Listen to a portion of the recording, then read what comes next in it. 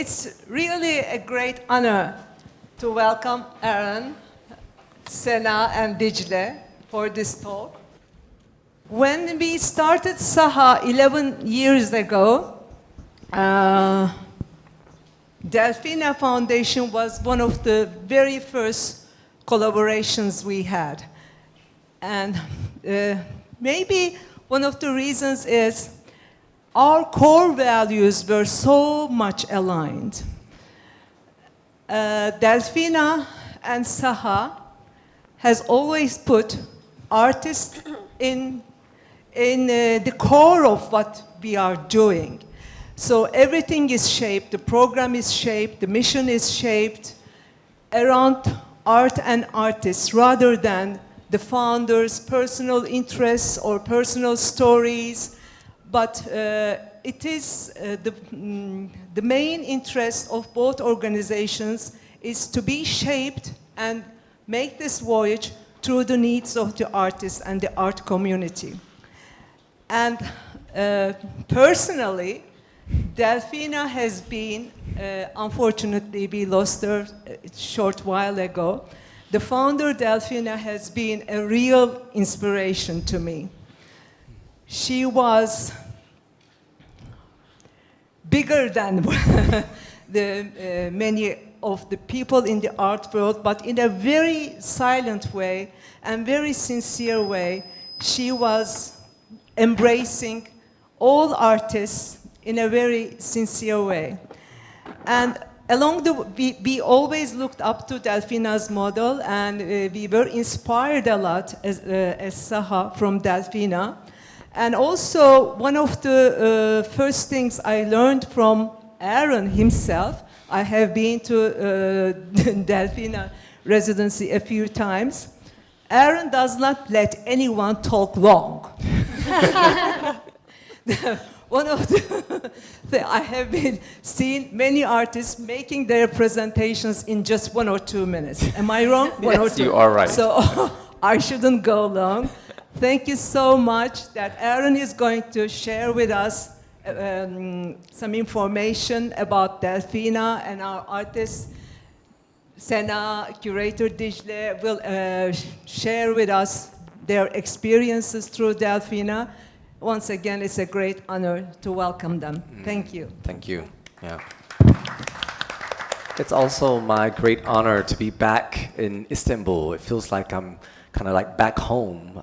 The pandemic kept all of us so far apart from each other, so it's nice to begin the process of reuniting, kind of as it were.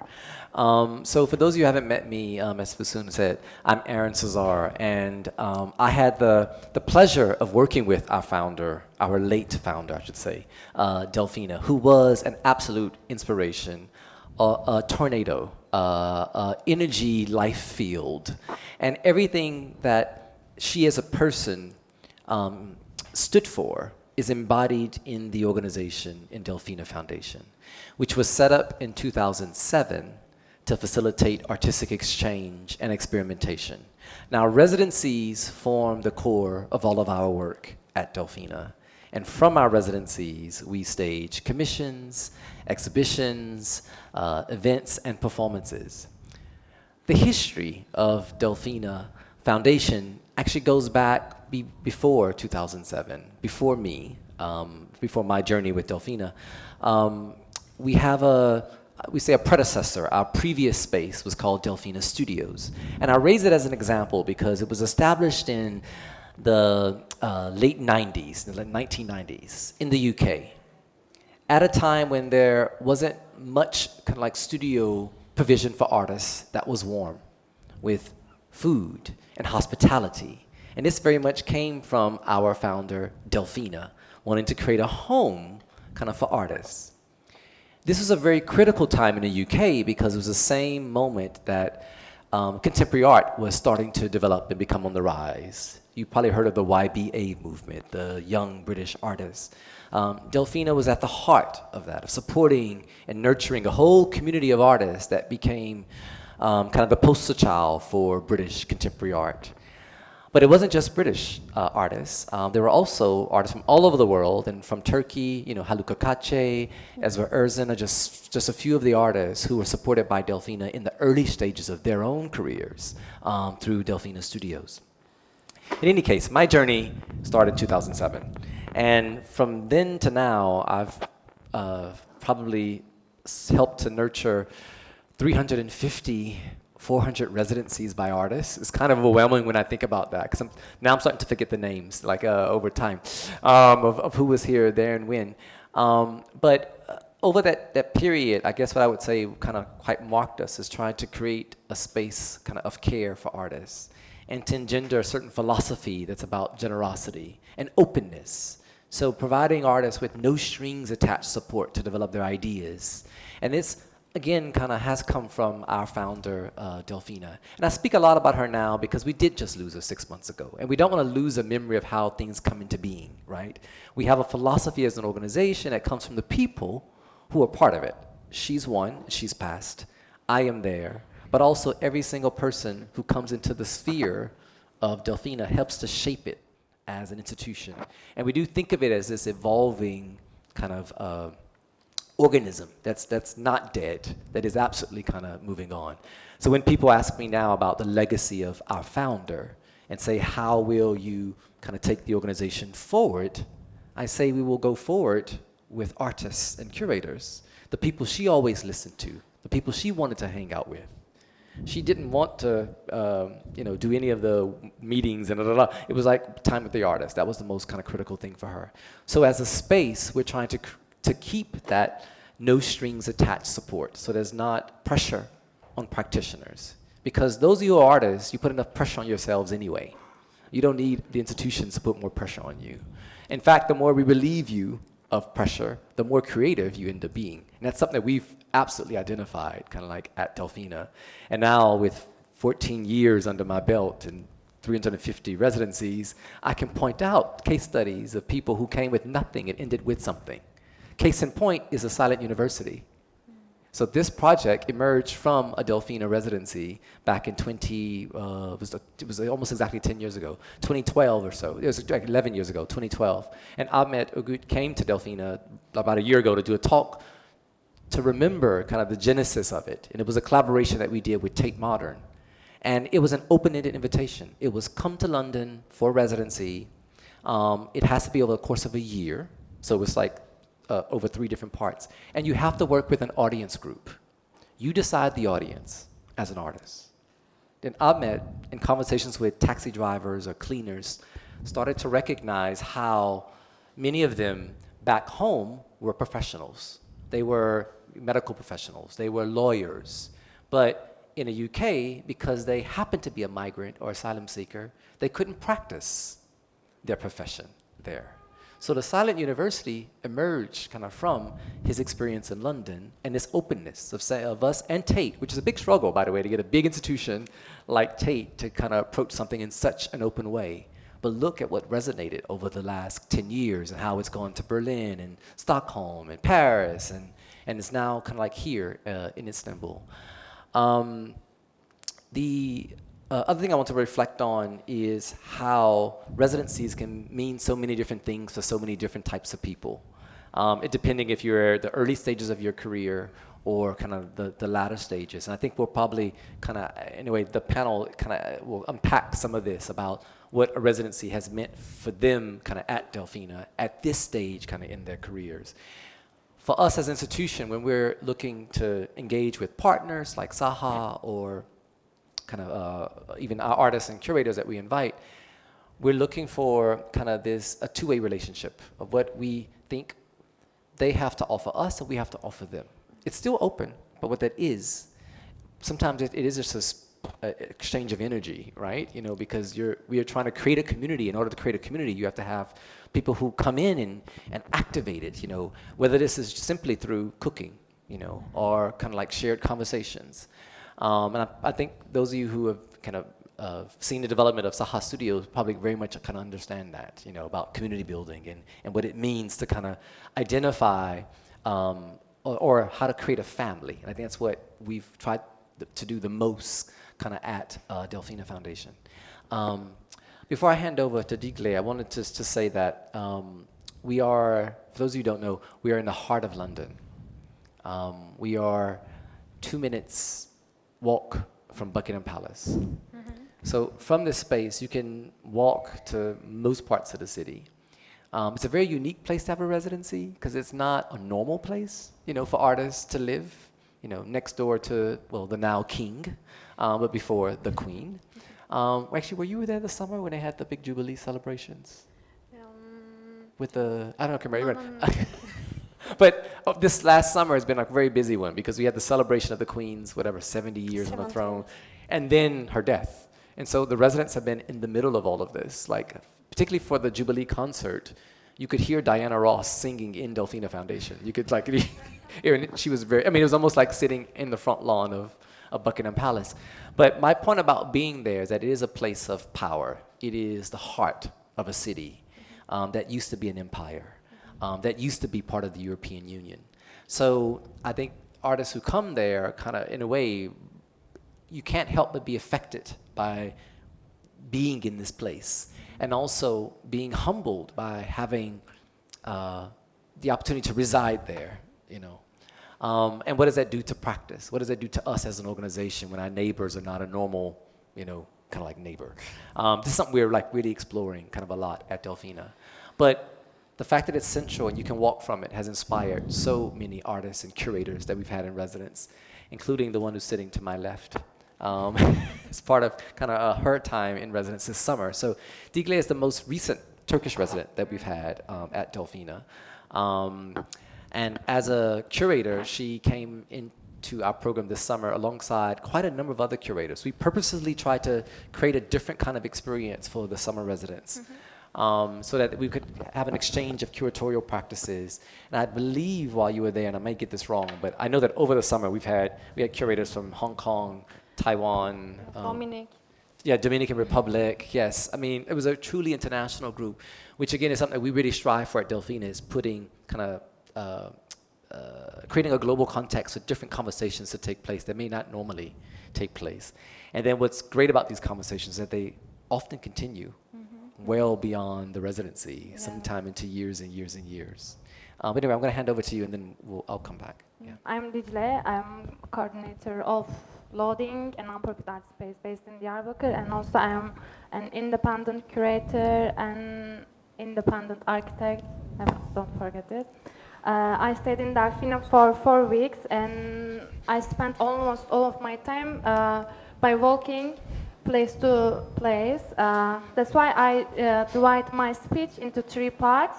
One of informing about my application process, because most of people ask me this question.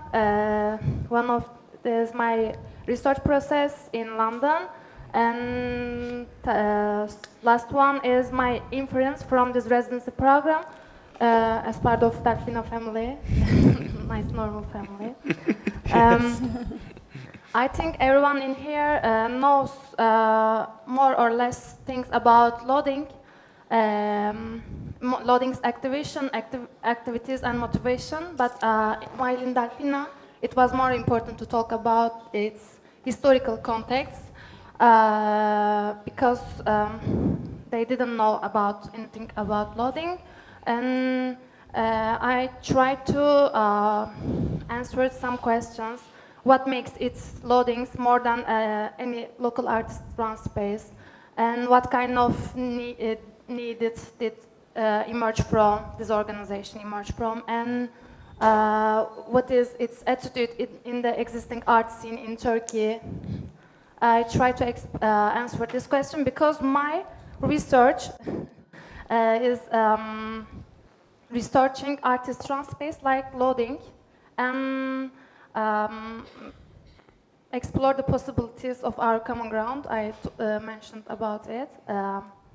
How was my application process? First, SAHA called 11 art initiatives in Turkey, in different cities from Turkey, for Delfina's curatorial residency program, a research-based curator. It's for SAHA Sustainability Funding, yes. and yes, I would like to thanks to SAHA for this because I think they try to reflect the views of these art initiatives in the different region. It's really important to support their view, I think, our view. And Loading and A4 from Diyarbakır nominated me, and thank you, Loading and Adart. And then Delfina connected me. I sent my curatorial portfolio and residency application form, these things. And then we had an online interview with Vivian and Salma. They are deputy director of Delfina. Actually, I was nervous about this online interview because I had to explain our history, our context, and they didn't know anything about us, about me, and I didn't know them. And I had half an hour. But yes, in the interview, I talk about my curatorial approach, Loading's context, and my area context, and the other important things. And then Salma and Vivian really impressed me because they were so supportive and carrying all the things. They listened me attentively about Loading, about my context, about my area, and this online interview turned into a curatorial statement. Yeah, oh, really? Yes, we talk. It's not like an interview. It's like a conversation. Yes, Yeah, that's we and it's interesting you raise that because when we say after artists apply, or curators, we ask them for the interview and everyone gets really nervous, and the first thing we do is just dispel the nerves and say it's just a conversation. Really, it's just tell us what's not on a sheet of paper, because we want to get a sense of your personality as much as we want to know about your practice. Yeah, and I talk about why I want to be London, why I answered this question. Then my research process, this is second chapter, my residence plan was researching artist run space, like Loading, and making some collaborations between these two cities, because yes, non-profit art spaces are increasing phenomenon in the world, and London, in the sense, London is a global cultural hub and home to so many institutions. I believe that I would find many art initiatives like Loading, or many emerging artists like our artists in London. And yes, this was very exciting for me. And in addition to this plan, I had another plan in 2019. Can you? Yes, thank you. No, it's okay. In 2019, in Diyarbakır, together with an academic and researcher, Aaron Cezar, we had an walking workshop in Diyarbakır. It's called Justice of Air. And this workshop based on walking a specific road in the city center, and then we try to, with participants, we try to create alternative maps, but kind of pedestrian maps, not this bird view map. And yes, this was a very good experience for me, and I want to continue this method in the London by connecting the collective run space, artist run space like Mosaic Room. These were my ideas before I went there, and I was planning to come back to my home with a definite output.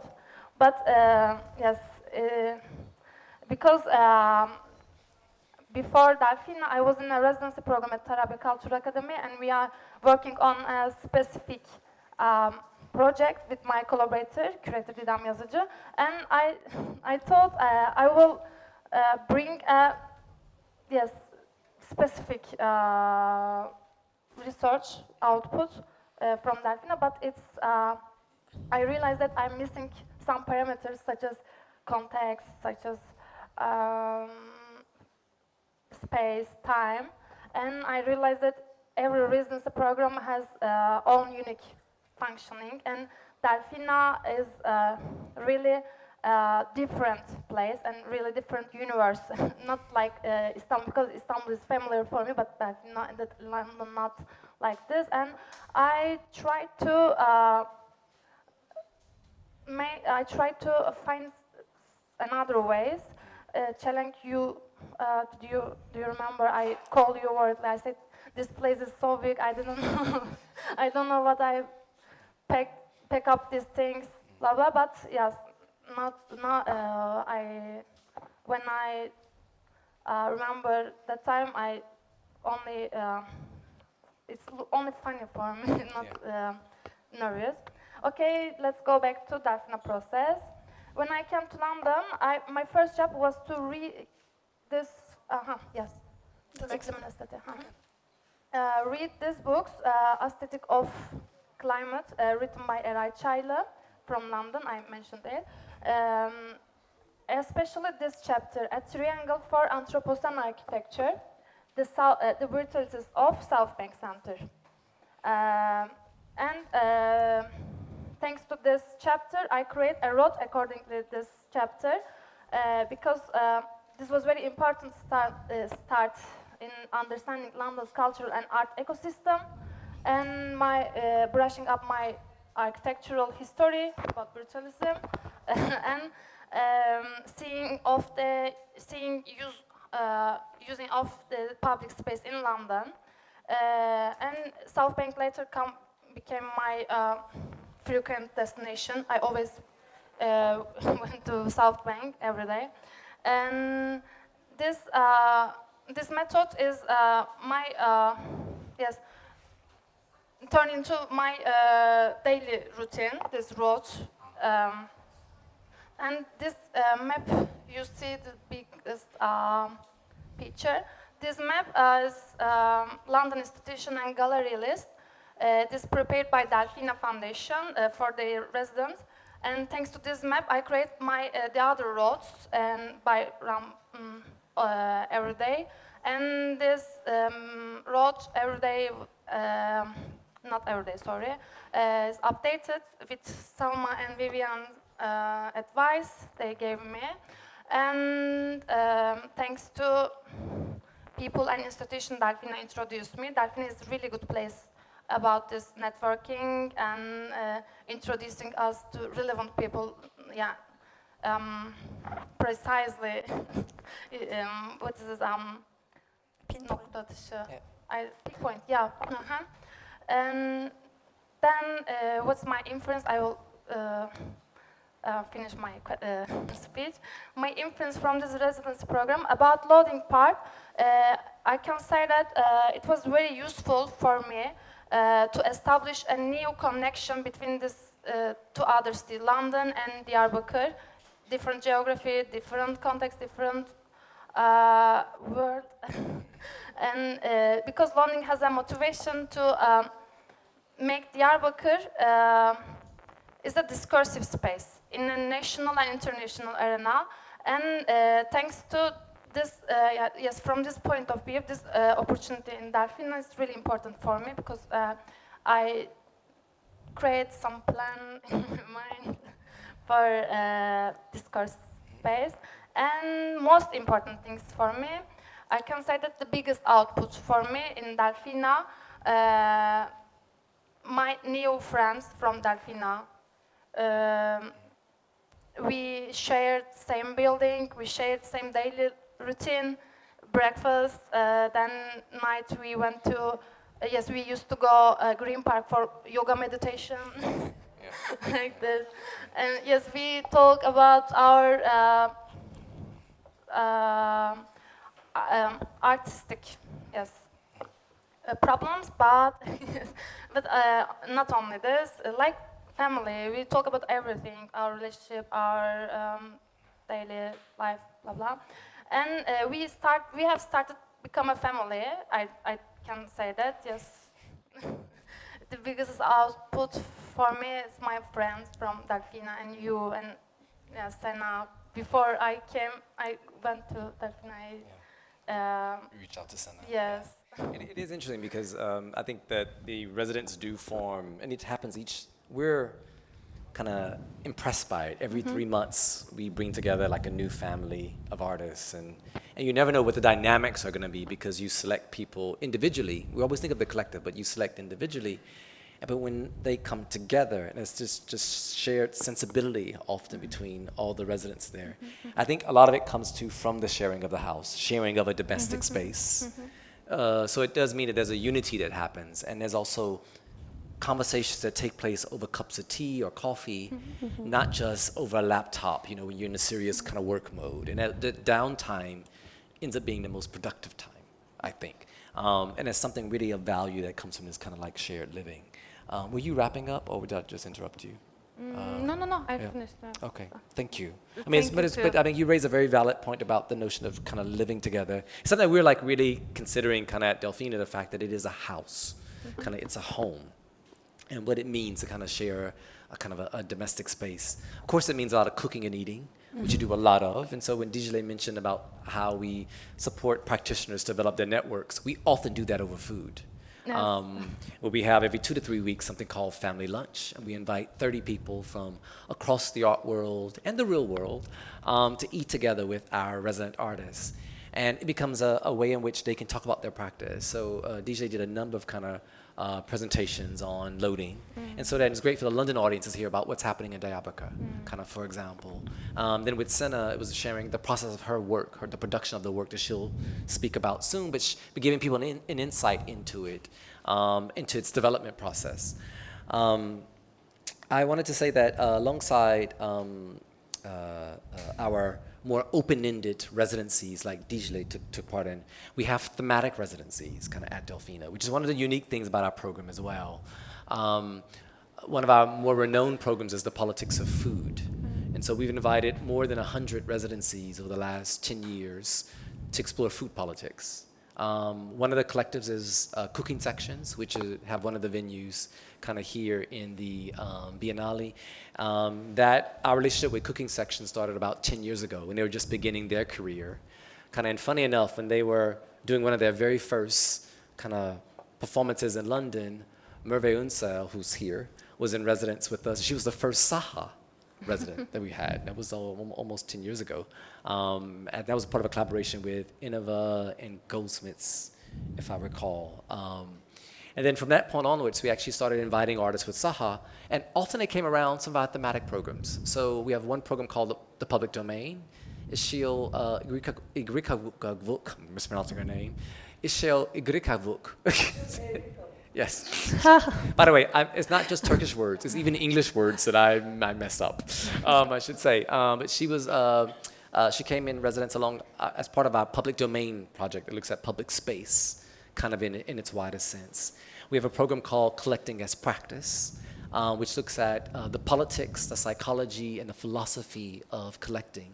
And as part of that program, we commissioned a work with Ali and SAHA, with Ali Meharbi, which was a response to a collection of musical instruments at a museum called the Horniman Collection, which is like an encyclopedic museum, but it came through this period of colonialization. So in a way, he was responding to kind of period of empire, but also like the kind of the East-West divide through this installation that was commissioned for the gardens of the Horniman Museum. And then lastly, we have this program called Performance as Process, and that's where Sena comes into the conversation. But she wasn't the only artist from Turkey that we had as part of this.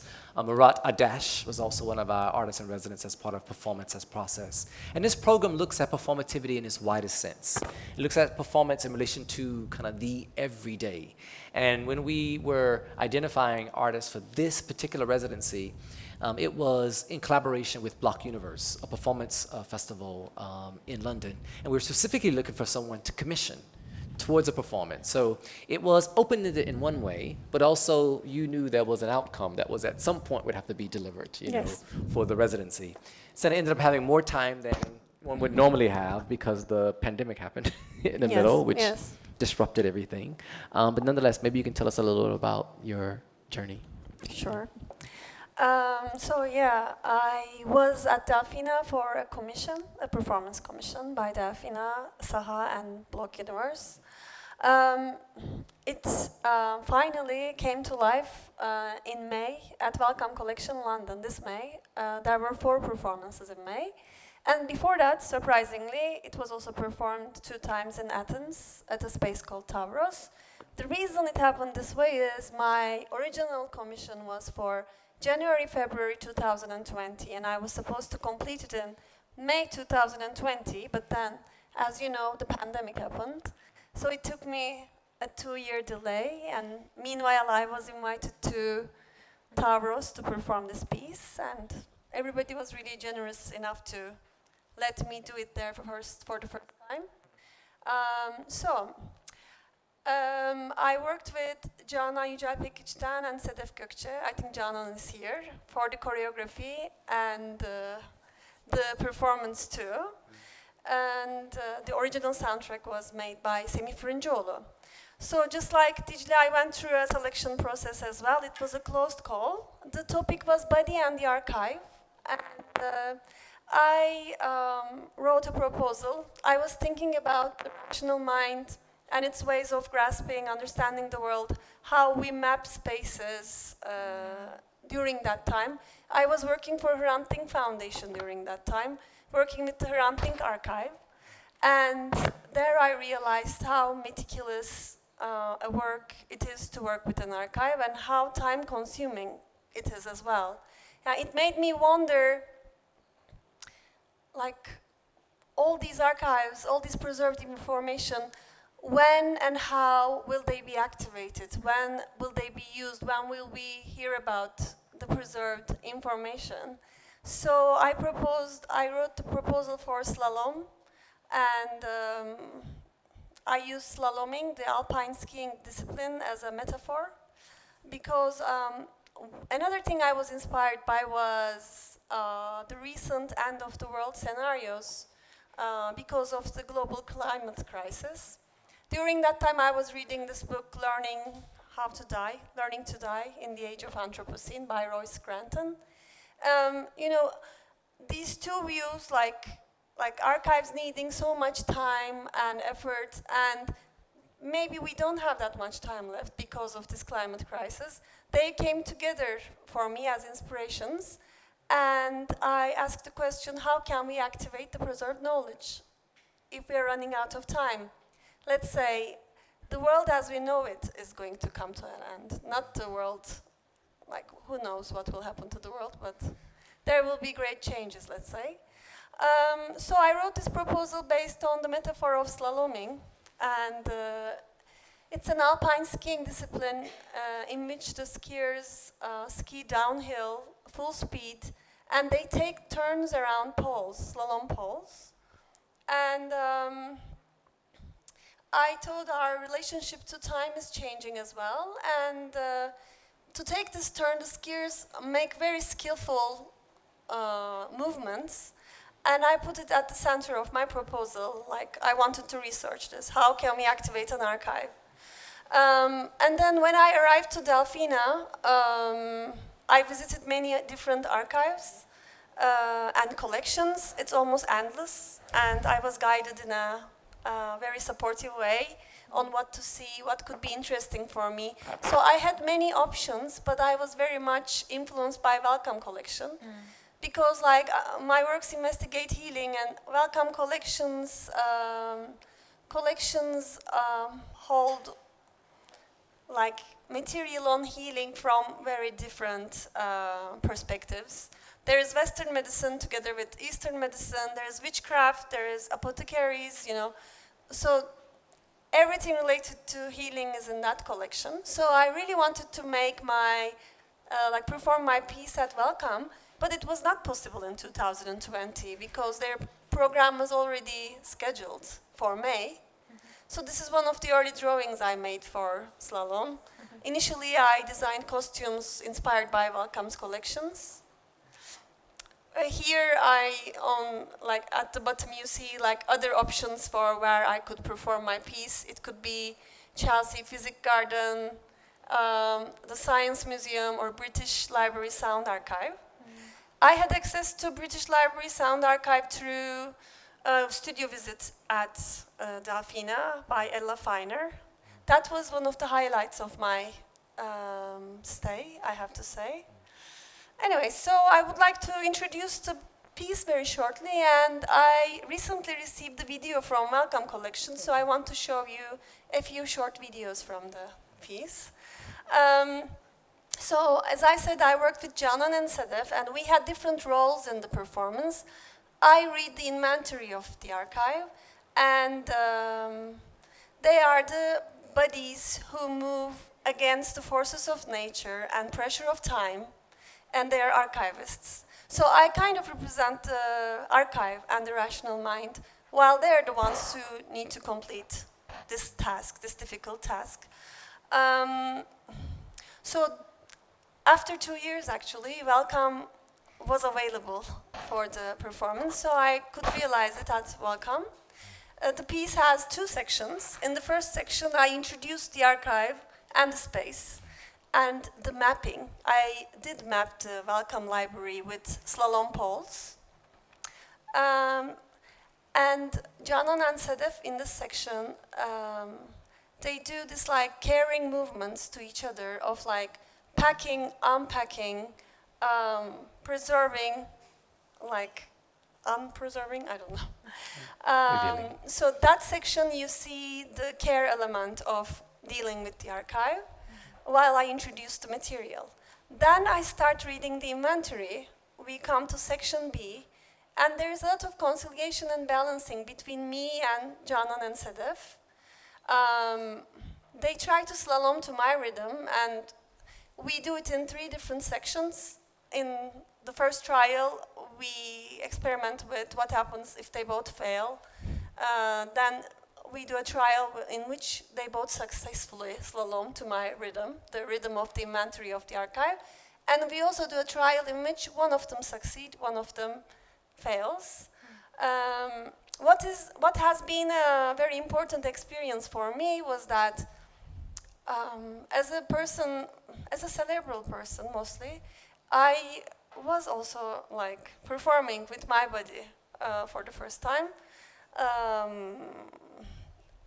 You know, I learned from this rehearsal processes, working with Canan and Sedef and all that, like what does it mean to think with the body and to remember with the body. So I move with them too. Like I try to find my balance with them while we're slaloming, let's say. I think I should also mention that I chose this metaphor because slaloming is something you do with the force of nature. It's just like sailing or surfing or snowboarding. There's a lot of core strength you need to use the force of nature to your advantage and advance, move. Even if it's not to your favor, you find a way to balance yourself so you can move on, let's say. So here is a simplified version of the score. And I thought maybe I show you the videos now. Oh, I want to also mention that about a week before the performance, we had an artist talk with Dr. Davina Quinlivan at Delfina Foundation about caring for archives. It was like an artist talk supported by her perspective. She deals with trauma and film in her studies. And I come from a video background. Like my performativity is related to videos. It comes from there. So let's see if you... I have 3 very short videos, but I can also show 2. Is it okay? Okay. So the first video I'm going to show you is about 1.5 minutes.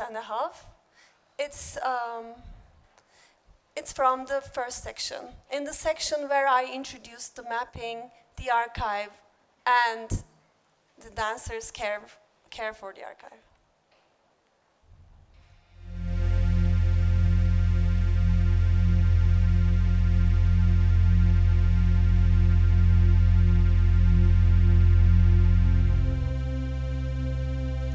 B. Books and journals. There is an extensive collection of books on the history of modern health and medicine, as well as historical textbooks in fields such as anatomy, herbal medicine, surgery, and subjects allied to health and medicine. In the collections, there are many unexpected topics, from alchemy to witchcraft. The published books include over 5,000 pre-16th century texts. Wellcome Collection is subscribed to many contemporary journals relating to the history and culture of health and medicine. The historical journals are a valuable source of information about daily health and medical practice in the past, as well as being examples of the development of fields such as graphic design and advertising.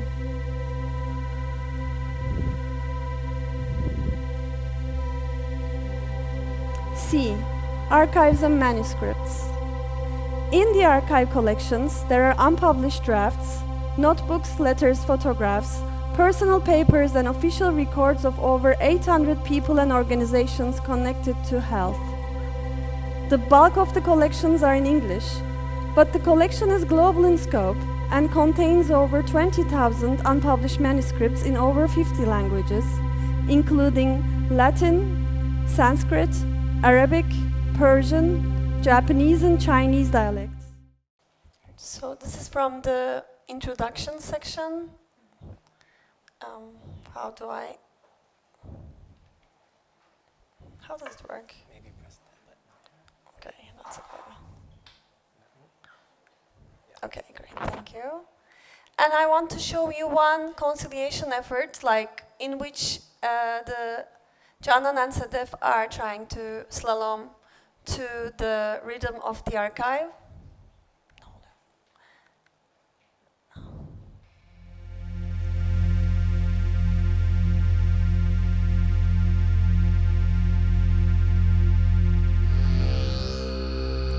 Discussions on climate and cosmology.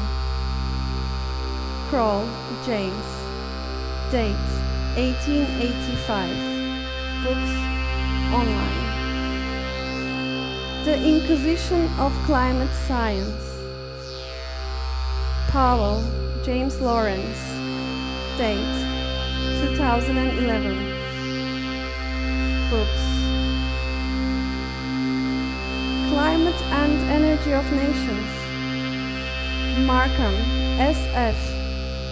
Date, 1942. Books. Climate Change After Kyoto.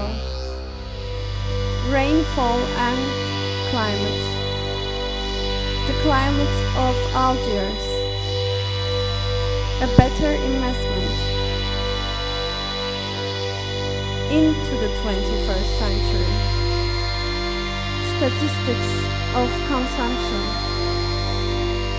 Structure and Agents. Scientific Diplomacy. An Empirical Case Study. A Climate for Change. Facilitating Social Change. North Atlantic Comparisons. Topography, Climate, Soil and Productions. European Constitution. The Economics of Climate Change. So what I read is the inventory of Wellcome collection under the title Climate. And last video I'll show you is not from Wellcome. I want to show how I dance, how I perform. This video is from Tavros. Unfortunately, it's not so well shot as the Wellcome video. Canan's husband, Bora, shot it with his iPhone. But still, it's nice to have. So I can show you how Tavros looked like a bit.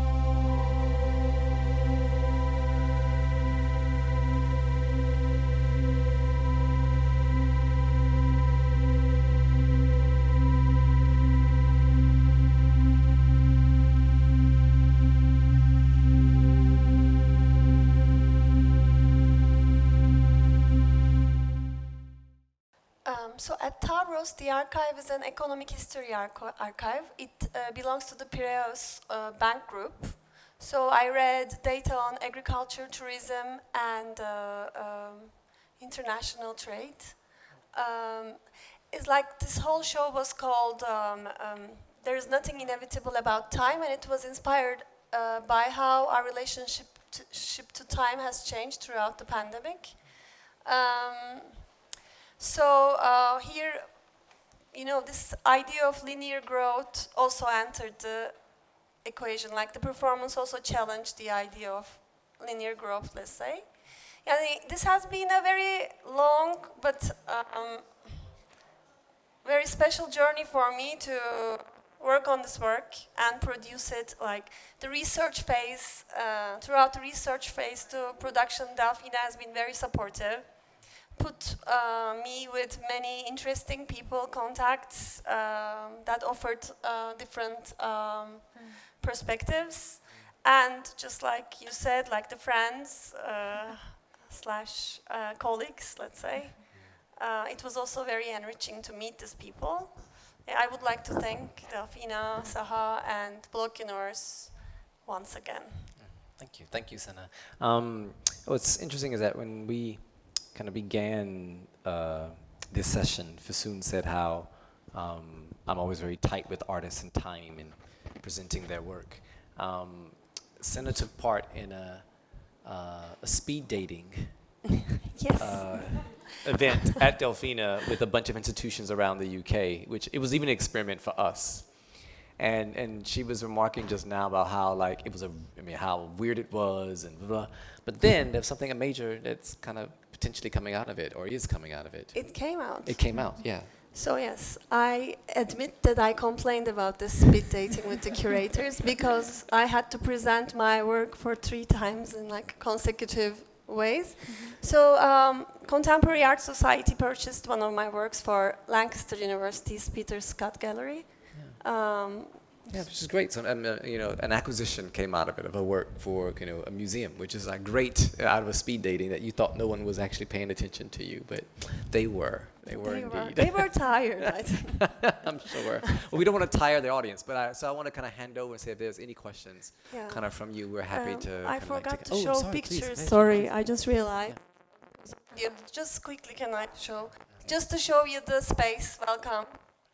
Yeah, it's a gorgeous space. It's gorgeous. As I was able to kind of experience the work. And it becomes very meditative, the work, because it's this so slow, focused movement, which is very hard to do as a dancer. I study dance, so kind of I recognize kind of like that. But it was just an intense environment created for that whole experience. Anyway, thank you for the images.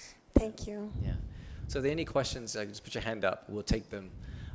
In the meantime, I want to connect with what both Sena and Dicle were remarking about in terms of the selection process for residencies. I know that quite a number of you are artists.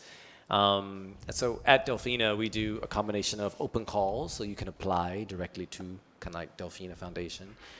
We do nomination processes where we often go to other institutions or curators, in some cases our partners like SAHA, to nominate kind of like artists.